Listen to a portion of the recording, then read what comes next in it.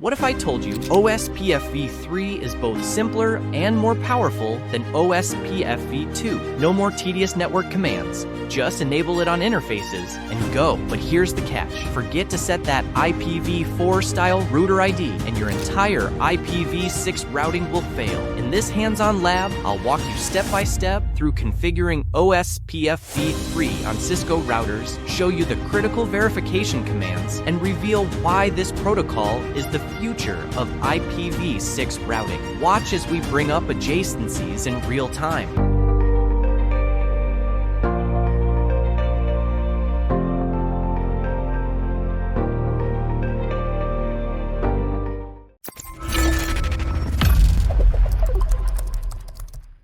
In this practice, we will configure OSPF routing in version 3 on router 2.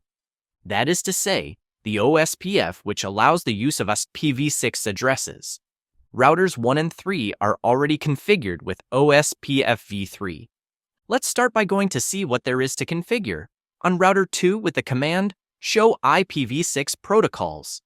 We can see here that router 2 runs OSPFv3 with process ID number 10, and it has 3 interfaces assigned to area 0, Ethernet 10, 12, and loopback. Let's now go to the side of router 3 with the same command, show IPv6 protocols. Here, as on router 2, the process ID is nonagrid 10, and its 3 interfaces participate in OSPF exchanges. And now, if we run the show IPv6 protocols on router 1, we can see that it has no OSPFv3 configuration for its IPv6 addresses. And if we do a show IP protocols, we notice that only the OSPF for IPv4 is configured there. So let's do it.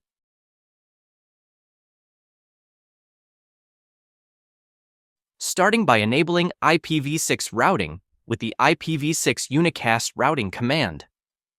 Then we will create the process ID nigr10 for the OSPF of the IPv6 with the command IPv6 router OSPF10, and we configure a router ID in 4x1.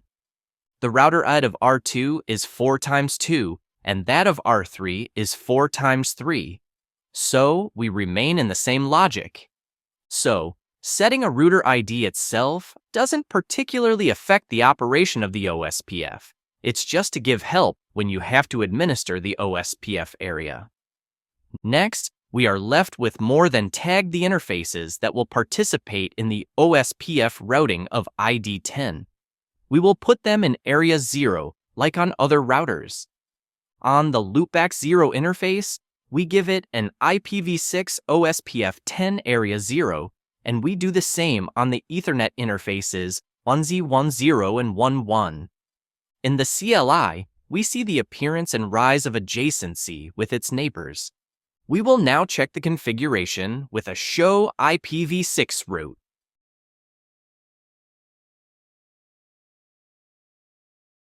We can clearly see our IPv6 routes in OSPF represented by the acronym O.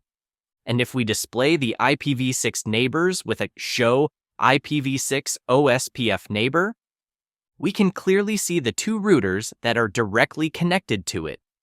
The command show IPv6 neighbor detail allows you to display much more information about neighbors.